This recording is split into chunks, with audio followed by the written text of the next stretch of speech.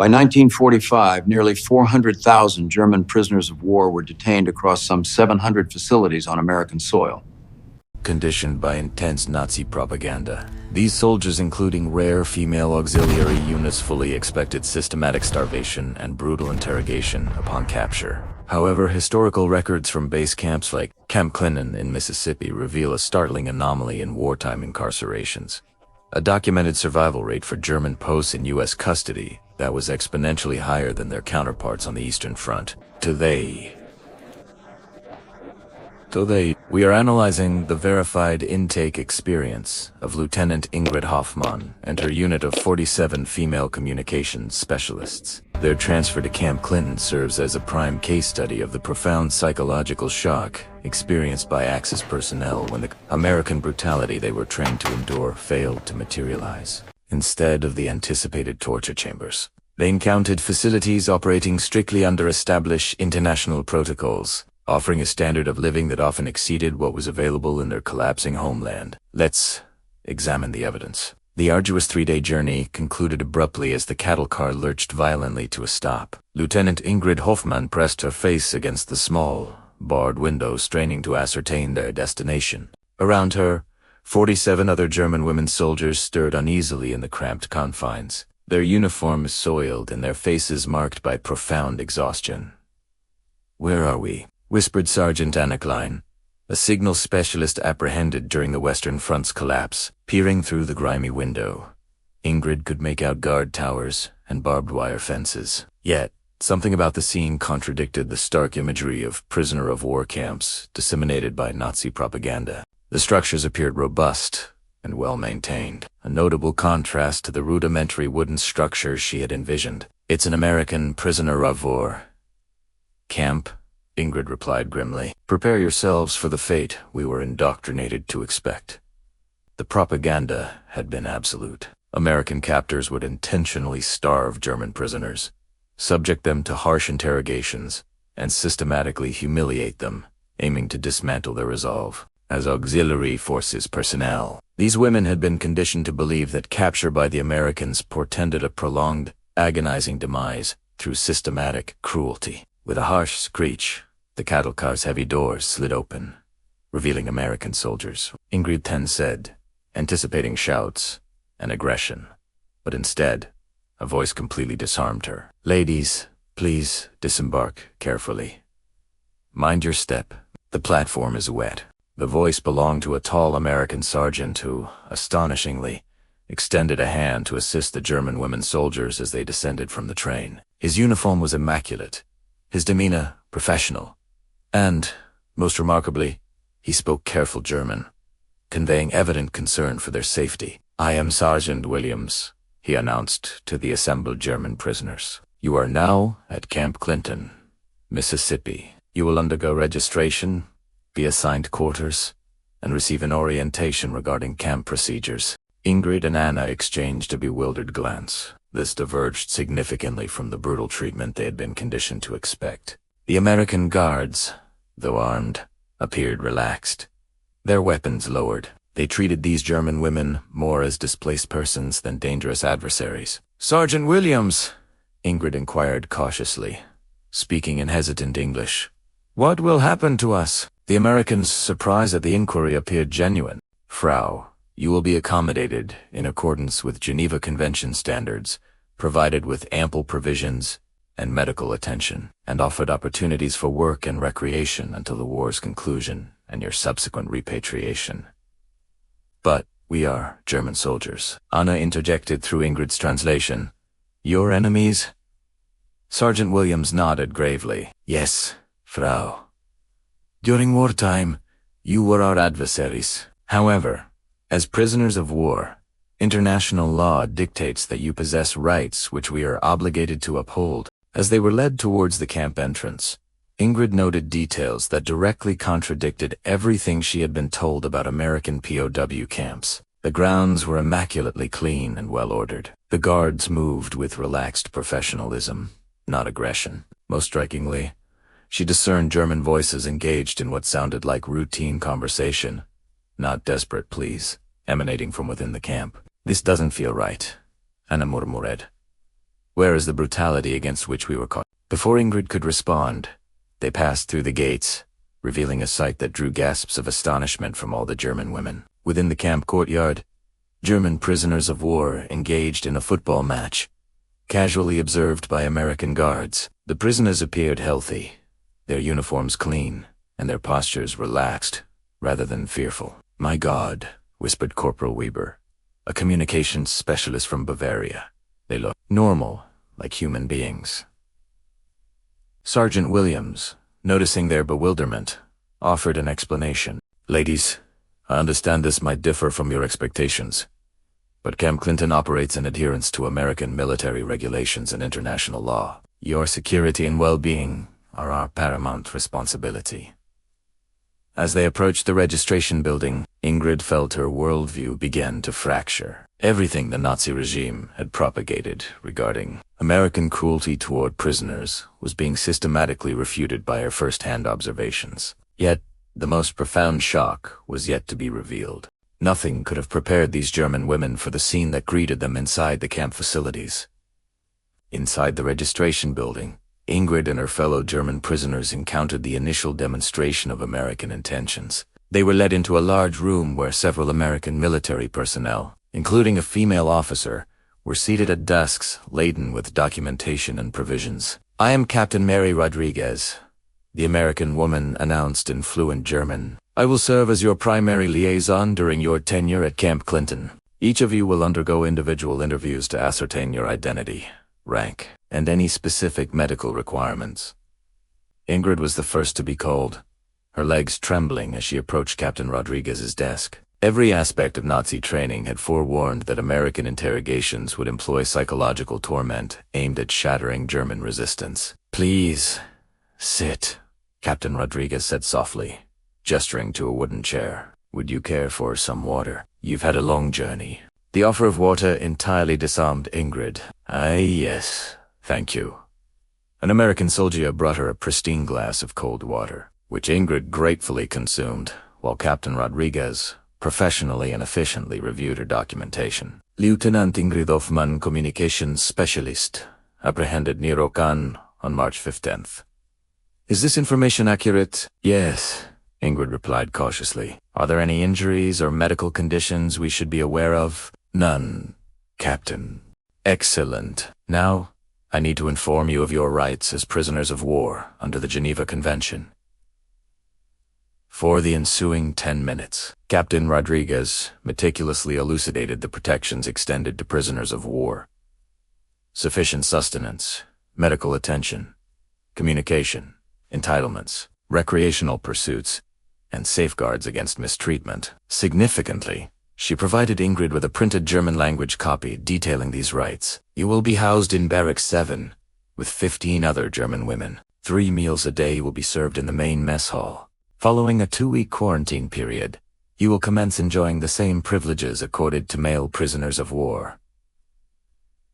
"Quarantine?" Ingrid asked nervously. "It is a standard medical precaution for all new arrivals. Our objective is to ensure your health and freedom from infectious diseases. During this period, you will receive an orientation on camp procedures and gain access to recreational facilities." As Ingrid was escorted out of the registration room, she passed Anna, who was preparing for her own interview. "They're treating us like human beings," Ingrid whispered, astonished. The walk to Barrack 7 revealed even more unexpected sights. They passed a library where German prisoners perused books and newspapers, a medical clinic where American doctors provided care to German patients, and, most remarkably, a canteen where prisoners could acquire small amenities with tokens earned through camp labor. "This is impossible," Sergeant Klein murmured as they reached their assigned barracks. "It contradicts everything we were taught about American atrocities." The barracks themselves were clean, wooden structures equipped with individual beds, mattresses, and blankets. Windows featured glass, not bars, and personal lockers were allocated to each woman for her belongings. The space was modest yet dignified, resembling military accommodations more than a prison cell. "Ladies," an American corporal called out, "you will find basic toiletries and clean attire within your lockers. Dinner will be served at 18 o'clock in the main mess hall. Tomorrow morning, You'll commence your camp orientation alongside other German personnel.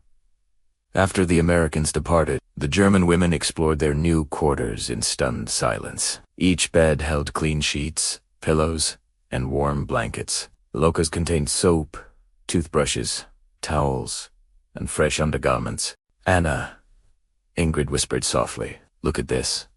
She had found something that utterly defied her understanding of a prisoner of war camp. At the barracks end lay a communal washroom, replete with individual showers, mirrors, and, most incredibly, a hot water supply. "Hot water?" Anna whispered in disbelief. In a POW camp, Corporal Weber turned a tap, and steam immediately rose from the basin. "Not just hot, Ingrid. It's steaming hot." "When was the last time you had a hot bath?" Ingrid couldn't recall. During the war's final months, even German military installations frequently lacked adequate heating and hot water. The provision of such a luxury to enemy prisoners by an American POW camp was simply inconceivable. "And clean towels," another prisoner observed, touching the soft fabric with wonder, "and real soap. Not the substitutes we've been using for months." As night fell, and the German women prepared for their first meal as American prisoners, Ingrid faced a deeply unsettling realization. Everything the Nazi regime had propagated regarding American mistreatment of prisoners of war was being systematically disproven. If such fundamental falsehoods existed, what other narratives were merely propaganda and devoid of truth? "Ingrid," Anna whispered as they walked towards the mess hall, "what if we've been wrong about everything?" This inquiry would resonate with Ingrid for weeks to come, as she consistently uncovered the stark disparity between American reality and Nazi propaganda. Camp Klint's Hall fundamentally challenged all of Ingrid's preconceived notions about prisoner treatment. Long tables accommodated German prisoners, who ate from genuine plates with metal cutlery, engaged in routine conversation, while American guards maintained supervision from a respectful distance. "Ladies, please form a line here," a friendly American cook in his 50s directed in broken German. "Tonight, we have beef stew, with vegetables and bread." Ingrid accepted her tray, astounded as the cook served a substantial portion of beef stew, containing meat, potatoes, carrots, and green beans. The bread was fresh and white, and the coffee was authentic, unlike the ersatz brew she had grown accustomed to in the war's closing months. "This is more food than I've seen in months," Anna whispered, as they found a seat at a table with other German women who had been in the camp longer. "You will acclimatize to it," stated Private First Class Miller, a signal specialist captured 3 months prior. "They provide us with the same rations as their own soldiers. 3 meals daily, with additional provisions available for purchase at the canteen." "But why?" Sergeant Klein asked. "We are prisoners of war, enemy soldiers.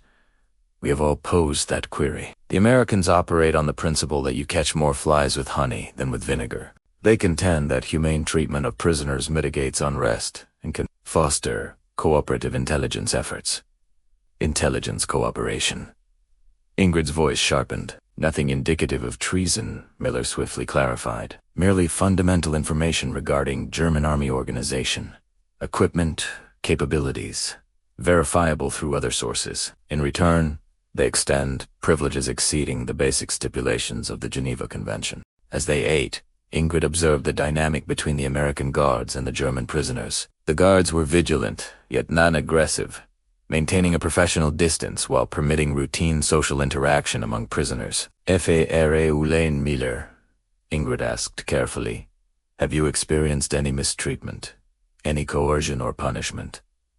"Quite the opposite. Last month, I contracted pneumonia. I was promptly transferred to the camp hospital and received medical care identical to that provided to their own personnel, ensuring my full recovery before returning to the general population."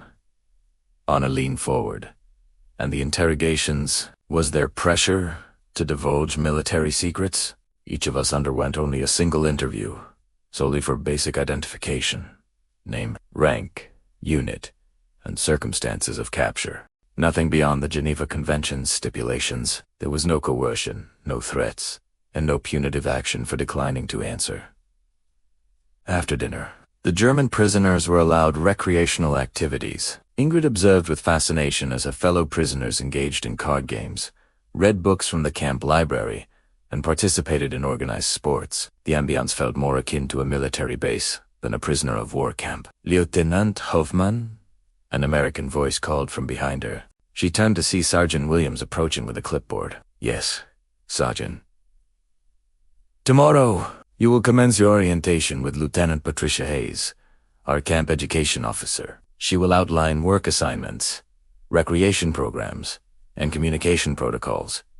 Education programs. We provide English language courses, vocational training, and academic programs. Many German prisoners utilize their time here to cultivate new skills for post-war employment opportunities." That night, as Ingrid prepared for bed, surrounded by clean sheets and access to hot water for washing, she found herself in profound internal conflict. Everything she had been indoctrinated with regarding American atrocities was being systematically dismantled by her daily experiences. "Anna," she whispered as they settled into their beds.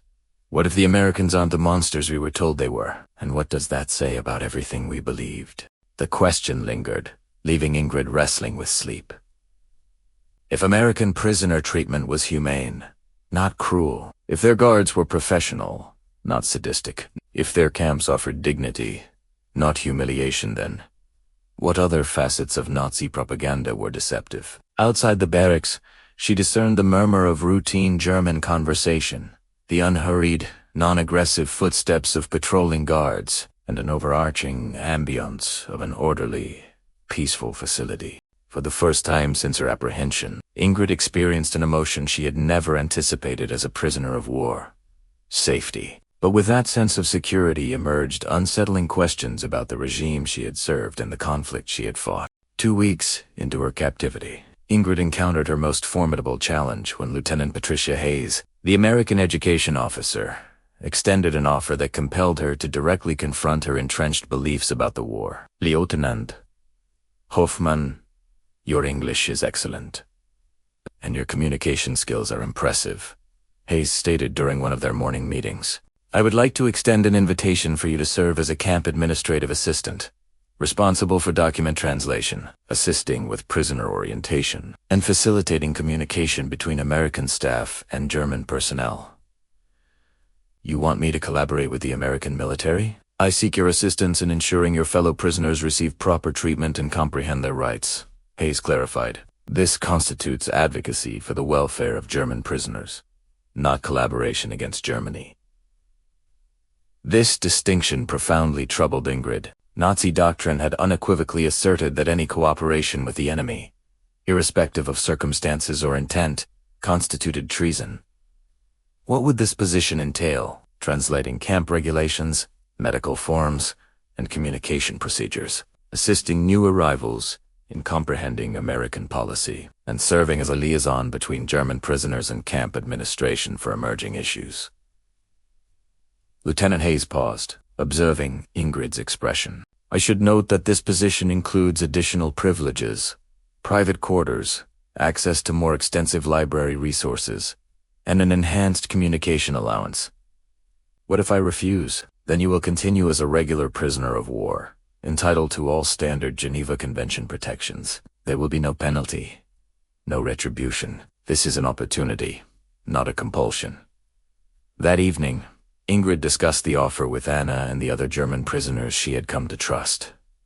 "It's a snare," Sergeant Klein insisted. "They intend to transform you into a collaborator, then leverage you to gather intelligence on other prisoners." But Ingrid Anna countered, "Look around us. They treat us better than our own army treated us in the final months. Perhaps they genuinely want to improve conditions." Private First Class Miller offered a different perspective. "I have been observing the Americans for months. Their conduct is consistently uniform. They adhere strictly to regulations, treat prisoners with professional respect, and genuinely appear committed to upholding Geneva Convention standards. That doesn't mean we should betray our country," Klein argued. "Is it truly betrayal?" Ingrid asked softly, "to help German prisoners receive better treatment?" The debate continued late into the night, reflecting deeper questions of loyalty, survival, and moral responsibility in an impossible situation. The next morning, Ingrid made her decision. "Lieutenant Hayes, I accept the position, but on one condition. What is that condition? I require written assurance that my duties will exclusively pertain to prisoner welfare advocacy and will not involve intelligence, gathering, or propaganda activities. Hayes smiled, handing her a pre-typed document. This contract explicitly states your duties are confined to prisoner advocacy and translation for administrative purposes only. Ingrid's new position offered her a profound and surprising insight into the camp's operations. American record-keeping proved meticulous. Every prisoner's medical requirements, dietary needs, communication entitlements, and recreational activities were thoroughly documented and regularly audited. We undergo monthly inspections conducted by Red Cross representatives, Hayes explained during Ingrid's inaugural week as translator. Every facet of prisoner treatment must comply with international standards. What happens if a violation is found? Immediate corrective action and documentation. A camp commander discovered in violation of Geneva Convention standards faces court-martial and career termination. As Ingrid translated orientation materials for newly arrived German prisoners, she observed firsthand their uniform shocked reactions to the American camp conditions. Pristine facilities, ample provisions, respectful treatment, recreational opportunities, and medical care that frequently surpassed what German soldiers received within their own army. "Lieutenant?" she inquired of Hayes during a private moment. "Why do the Americans demonstrate such exceptional care for their prisoners? Most armies regard captives as a burden to be managed with minimal resource allocation." Hayes considered the question carefully. "Because we believe that our treatment of enemies mirrors our inherent character as a people. Should we succumb to cruelty toward our prisoners, we would effectively become the very entity we are contending against." That night, Ingrid composed her first letter home since her capture, leveraging the expanded communication privileges her new position afforded. However, as she endeavored to describe her experiences at Camp Clinton, she confronted a fundamental dilemma. How could she convey to her family that the Americans whom they had been indoctrinated to believe were barbaric extended more dignity and care to German prisoners than the German government had provided its own populace during the war's desperate closing months? The truth was becoming undeniable, yet it was a truth that challenged every belief she had been raised to uphold. 3 months into her captivity, Ingrid confronted the most profound challenge to her convictions, when a Red Cross inspection of the camp revealed information that utterly shattered any lingering Nazi propaganda concerning American atrocities. "Lieutenant Hoffmann, would you be willing to assist me with translation during my inspection today?" asked Dr. Elizabeth Warren, the Red Cross representative who conducted monthly reviews of prisoner conditions. During their tour of the camp facilities, Dr. Warren meticulously documented every aspect of prisoner treatment with professional rigor. The medical clinic, mess hall, recreation areas, living quarters, and work programs all underwent comprehensive scrutiny. "What are your observations regarding the prisoners' health and morale?" Dr. Warren asked Ingrid while interviewing German prisoners. "They appear healthy and well. While content might be an overstatement, they exhibit no indicators of abuse or systemic mistreatment. How does this compare to the conditions you experienced while serving in the German military?" Ingrid bowed, hesitant to respond truthfully. During the war's final months, German soldiers had frequently been underfed, received inadequate medical care, and endured austere living conditions owing to severe resource shortages. Dr. Warren assiduously took notes as she interviewed German prisoners, questioning them about medical treatment, food quality, recreational opportunities, and any grievances concerning American conduct. "Private First Class Miller," Dr. Warren asked through Ingrid's translation, "have you experienced any violations of Geneva Convention standards?" "Quite the opposite," Miller replied firmly. "When I was hospitalized for pneumonia, I received superior medical care compared to any I experienced in the German army. The physicians treated me precisely as they would an American soldier. Every prisoner interviewed provided a consistent response. There were no reports of atrocities, insufficient food, medical negligence, or systemic abuse. Instead, accounts detailed professional, respectful treatment that frequently surpassed the minimum requirements of the Geneva Convention. But the real shock occurred when Dr. Warren shared her inspection findings with the camp administration. With Ingrid present, Camp Clinton has achieved the highest possible rating for prisoner treatment standards. Dr. Warren declared to Lieutenant Colonel Anderson, the camp commander, Your facilities and procedures have surpassed Geneva Convention requirements across all categories. Thank you, Dr. Warren. We strive to uphold exemplary standards. I do have one concern, however, Dr. Warren continued. Several prisoners reported experiencing profound guilt over receiving superior treatment as American prisoners of war compared to what they experienced as German soldiers. This is inducing psychological distress and may necessitate counseling support. Lieutenant Colonel Anderson nodded gravely. We have indeed observed this issue. Many German prisoners are struggling to reconcile the reality that their own government provided conditions vastly inferior to those we extend to enemy captives. After Dr. Warren's departure, Ingrid found herself alone with Lieutenant Hayes, unable to dismiss the profound implications of what she had just witnessed. Lieutenant Hayes, may I ask you a personal question? Of course. Why do the Americans furnish such exceptional care for enemy prisoners? Ingrid inquired. When your own propaganda could readily justify harsher treatment. Hayes considered the question carefully. Because we believe that our treatment of enemies mirrors our inherent character as a people. If we were to compromise our values in response to Nazi atrocities, then they would have effectively succeeded in transforming us into their likeness. That night, Ingrid sat in her private quarters, a privilege garnered through her administrative duties, composing a letter she knew she might never dispatch. How could she inform her family that the American prisoner of war camp offered superior living conditions to German captives than German citizens had experienced in their own nation during the war's final years? Hannah, she confided to her friend during the evening recreation, I'm starting to understand something terrible. What? The Americans do not treat us well to manipulate us or extract intelligence, Ingrid explained, her voice subdued. They treat us well because it is intrinsic to their character. Their respect for human dignity is not propaganda. It is an authentic principle. Anna remained silent for a long moment. Then what does that say about the people we served? Ingrid had no immediate answer, but the question continued to resonate as it became increasingly evident that her conviction in the moral superiority of the German cause was predicated on falsehoods. The truth was irrefutable, yet accepting it implied acknowledging she had fought on the wrong side in a conflict between civilization and barbarity. This profound realization established the context for the journey's startling conclusion, compelling these German prisoners to confront a life-altering truth. Their adversaries possessed a humanity that their own leaders had irrevocably forsaken. 6 months into her captivity, Ingrid stood in the camp's communication center, translating the most devastating news she had yet encountered. American radio broadcasts were reporting on the liberation of Nazi concentration camps, the specifics of which were nearly beyond belief. Lieutenant Hoffmann, Lieutenant Hayes, stated softly, "We have received reports concerning German civilian detention camps.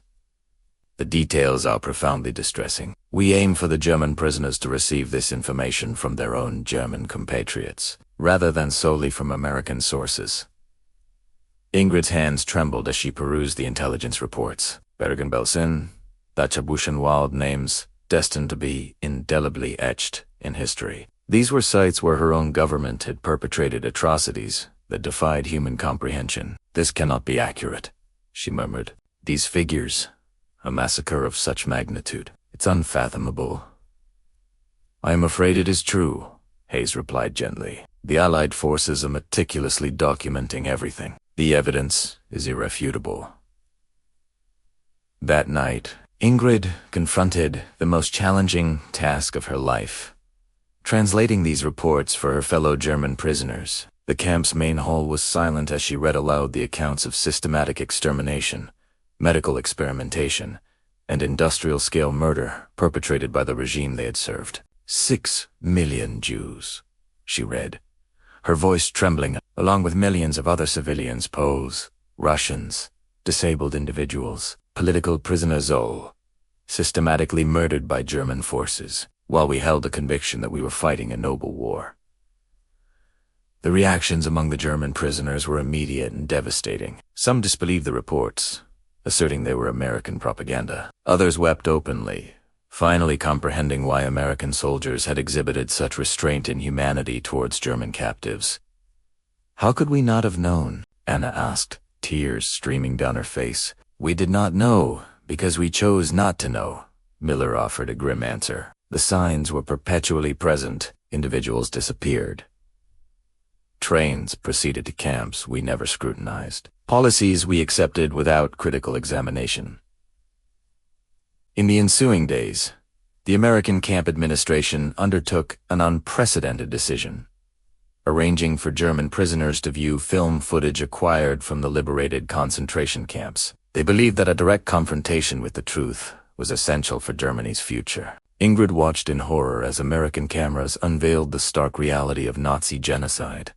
Emaciated survivors, mass graves, gas chambers, engineered for efficient killing, and medical facilities where human beings served as experimental subjects. "Now you understand," Lieutenant Hayes remarked after the screening, "why the American military remains so resolute in treating German prisoners according to Geneva Convention standards. Our aim was to demonstrate that civilization and barbarity are deliberate choices, not inevitable outcomes." That night, Ingrid penned the letter she had been unable to compose for months. It was an acknowledgement that she had fought for a regime embodying all that was evil in human nature, only to be captured by a force that had preserved its humanity even toward its dehumanized adversaries. The divergence between American POW camps and German concentration camps was not merely a disparity in policy. It was a testament to fundamentally opposing concepts of human worth and dignity. 1 year into her captivity, as Germany formally surrendered, Ingrid stood in the camp's assembly hall, listening to Lieutenant Colonel Anderson address the German prisoners for the final time prior to the commencement of repatriation. "Ladies and gentlemen,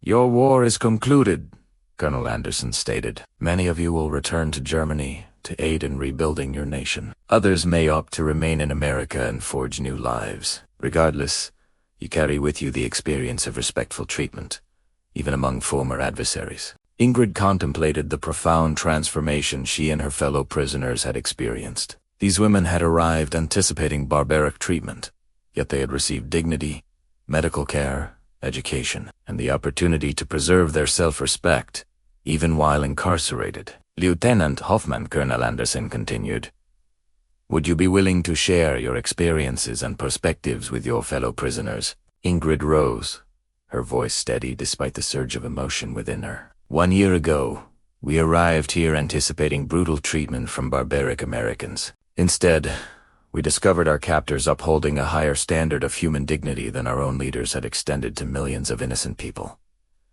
She paused, gazing at the faces of the German women who had shared this transformative experience. "We learned that hot baths, clean towels, ample provisions, and respectful treatment are not mere luxuries. They are fundamental human rights, accorded by a civilized society, even to its adversaries." "What will you tell people when you return to Germany?" Sergeant Klein asked. "I will tell them the truth," Ingrid replied firmly. "American soldiers demonstrated that one can prevail in war without sacrificing one's humanity. Treating prisoners with dignity confers strength, not weakness. The distinction between civilization and barbarity resides in how one treats those who are defenseless." As Dr. Warren conducted her final Red Cross inspection, she approached Ingrid with an extraordinary document. "Lieutenant, this is our complete report on Camp Clinton. Would you be willing to help translate it into German for distribution in occupied Germany?" The report meticulously documented every aspect of prisoner treatment over the past year, encompassing medical statistics, educational programs, recreational activities, communication logs, and critically, 0 incidents of prisoner abuse or Geneva Convention violations. "Why do you want Germans to read this?" Ingrid asked it. "Because Germany must comprehend that power and victory do not necessitate cruelty," Dr. Warren replied. "Your people need to recognize that it is possible to construct a society founded on human dignity, not domination." As the repatriation ships readied for departure, Ingrid packed her limited belongings, which included letters from American soldier families who had adopted German prisoners through a communication program, photographs of camp recreational activities, and certificates for the educational courses she had completed. Anna approached her, tears in her eyes. "Ingrid, how do we explain all of this when we go home? How do we tell the Germans that an American POW camp offered better conditions than our own army gave us?" "We tell them the truth," Ingrid replied firmly. "We tell them we encountered Americans who demonstrated that human dignity is not a weakness, but a profound strength. Treating your enemies with respect fortifies you, rather than diminishes you. As the ship bearing the German prisoners departed New York Harbor, Ingrid stood on the deck, observing the Statue of Liberty recede into the distance. She was returning to a devastated homeland, yet she carried with her something invaluable. Evidence that even in the war's darkest hours, some individuals opted to preserve their humanity. The hot baths, clean towels, and respectful treatment she had experienced as a prisoner would forever serve as a reminder that civilization and barbarity are conscious choices, not predetermined inevitabilities. Within an American prisoner of war camp, these German women had learned that their adversaries possessed a humanity their own leaders had irrevocably forsaken. It was a lesson that offered not only the prospect of rebuilding Germany, but of forging a more humane world.